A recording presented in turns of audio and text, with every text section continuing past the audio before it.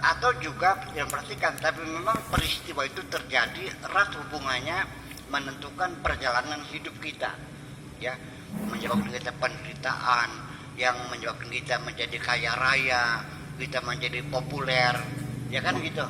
Nah, peristiwa itulah yang membuat bertahan lama. Jadi namanya memori itu semuanya tersimpan. Nah, setelah tersimpan ada dua memori.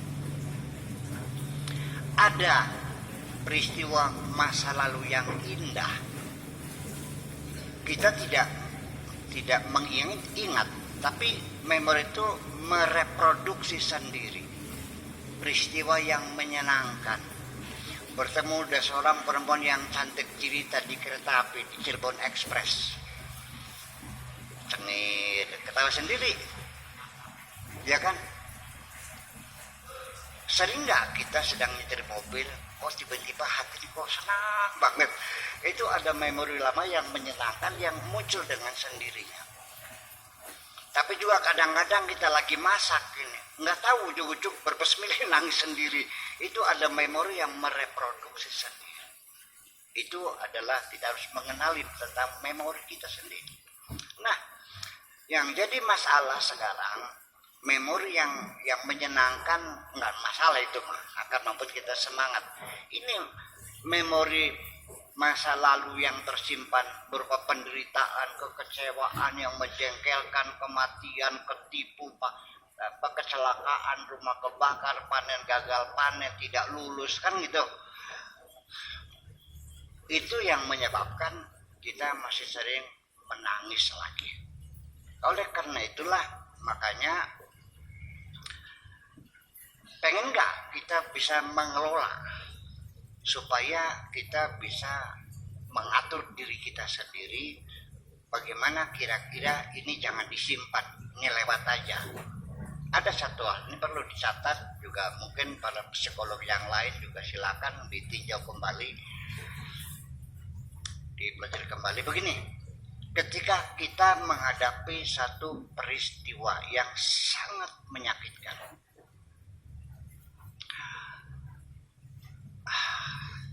itu tersimpan, begitu kita ingat sakit lagi. Kenapa? Sebabnya memori itu tersimpan, ya, di dalam ruang memori itu sendiri, dan sering menyakitkan hati kita karena kita ketika menghadapi peristiwa itu, di dalam diri kita ada penolakan. Kenapa harus terjadi demikian? Ini salah siapa? Ini kecurangan, ini menyalahkan orang lain, mencari kambing hitam, begitu kita tidak rela dengan kecewa dengan terjadi hal itu tersimpan. Begitu kita menolak, maka sama saja dengan kita mengasih karcis masuk kepada peristiwa itu untuk bersembunyi di dalam memori kita.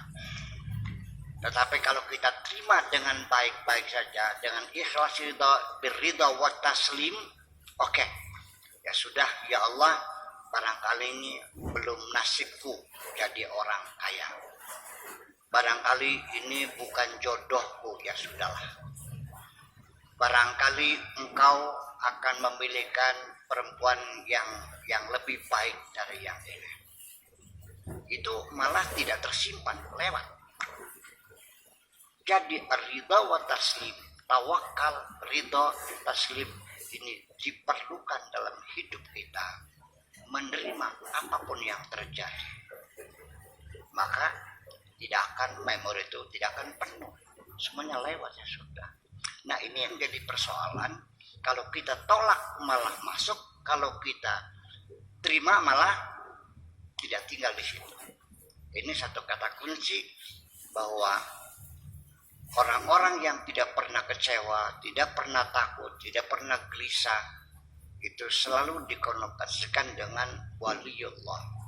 Inna awliya Allah la khaufun alaihim wa lahum yahzanun. Karena para waliullah itu satu, ya.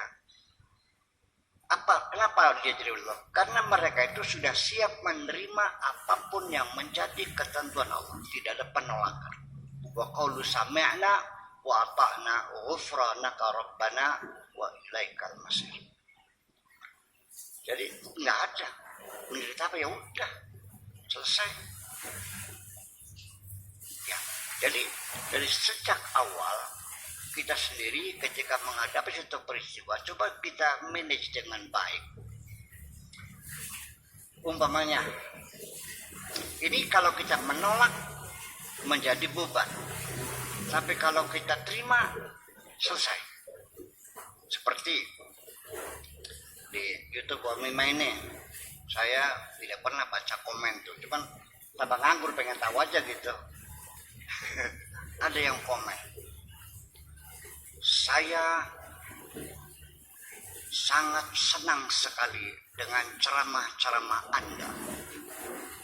Akan tetapi begitu saya melihat Anda merokok, langsung saya tutup YouTube Anda. Sakit nggak? Sakit nggak digituin? Saya sakit nggak? Enggak.